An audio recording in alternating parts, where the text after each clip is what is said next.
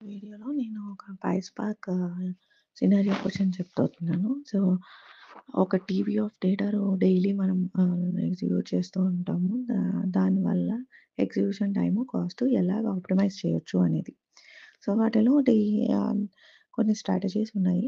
So, first resource మేనేజ్మెంట్‌లో ఏందంటే, మనం ఏ క్లస్టర్ అయితే మనకి సూటబుల్ అవుద్దో అదే మనం ఆహ్, సెలెక్ట్ చేసుకోవాలి.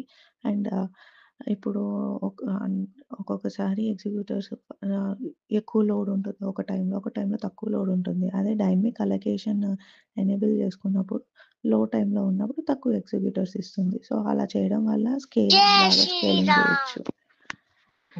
అండ్ ఇంకోటి ఏంటంటే file format next data handling ఎలా చేయాలంటే ఫైల్ ఫార్మాట్స్ సెలెక్ట్ చేసుకునేటప్పుడు పార్కెట్ చేసుకోవాలి. స్నాపీ కంప్రెషన్ యూజ్ చేసుకుంటే స్పీడ్ అన్నీ కరెక్ట్‌గా ఉంటుంది. తర్వాత డేటా పార్టిషనింగ్ అనేది హై కార్డినాలిటీ ఉన్న కాలమ్స్‌కి డేటా పార్టిషనింగ్ చేస్తే డేటా స్కానింగ్ ఈజీగా ఉంటుంది. అండ్ డేటా బకెటింగ్ కూడా ఫ్రీక్వెంట్‌గా జాయిన్ చేసే కాలమ్స్‌లో డేటా బకెటింగ్ చేసుకోవాలి. బ్రాడ్‌కాస్ట్ జాయిన్స్ యూజ్ చేయాలి స్మాల్ డేటా సెట్‌కి. నెక్స్ట్ క్వెరీ ఆప్టిమైజేషన్ అంటే ప్రిడికేట్ పుష్ డౌన్ యూజ్ చేయాలి. అంటే మనము లోడ్ చేసే ముందరే డేటాని ఫిల్టర్ చేస్తే ఈజీగా ఉంటుంది. అండ్ కాలమ్ సెలెక్ట్ ఏదైనా ఏ కాలమ్స్ కావాలో అవే సెలెక్ట్ చేయాలి.